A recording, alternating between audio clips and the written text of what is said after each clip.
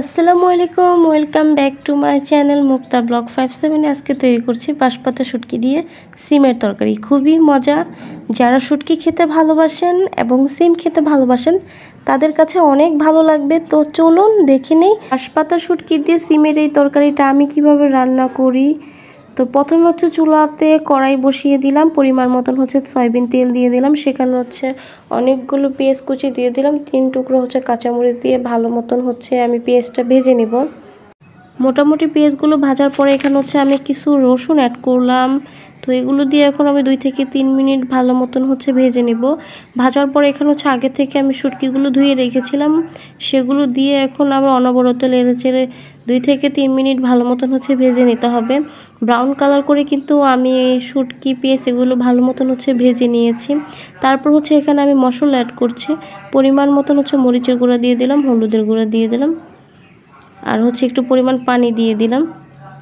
এখন সামান্য পরিমাণ হচ্ছে লবণ দিয়ে দিলাম। তো এখন মশলাটা ভালো মতন হচ্ছে আমার কষিয়ে নিতে হবে।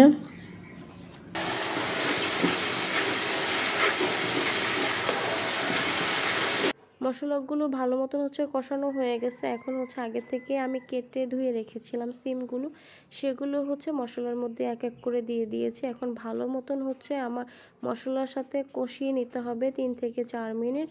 তো আমার ভালো মতন হচ্ছে এপিস ওপিস করে মশলার সাথে মিশানো হয়ে গেছে। এখন হচ্ছে সেদ্ধ হওয়ার জন্য 5 মিনিটের জন্য আমি ঢাকনা দিয়ে গেলাম। তো এই তো 5 মিনিট পরে হচ্ছে আমি ঢাকনা খুলে দেখলাম যে সিম থেকে অনেকগুলো পানি বের হয়েছে। এই সিমের পানিতেই হচ্ছে বাকি সিমগুলো সিদ্ধ হয়ে যাবে।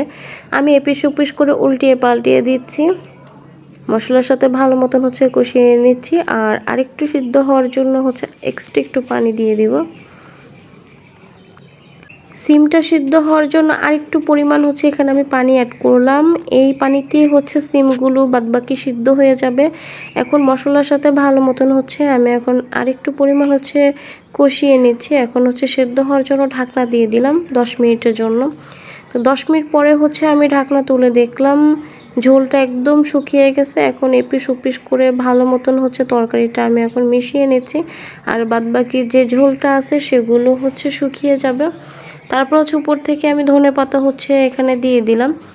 এখন আরেকটু উল্টিয়ে পাল্টিয়ে হচ্ছে আমি নেড়ে চেড়ে নিচ্ছি।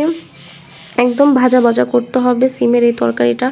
এইভাবে যদি বাঁশপাতা শুটকি দিয়ে সিমের তরকারি রান্না করেন অসম্ভব মজা হবে খেতে। তো ভিডিওটা আশা করি আপনাদের ভালো লেগেছে, আর ভালো যদি লেগে থাকে প্লিজ আমার আইডিটা সাবস্ক্রাইব করবেন। ধন্যবাদ। আসসালামু আলাইকুম, ভালো থাকবেন সবাই।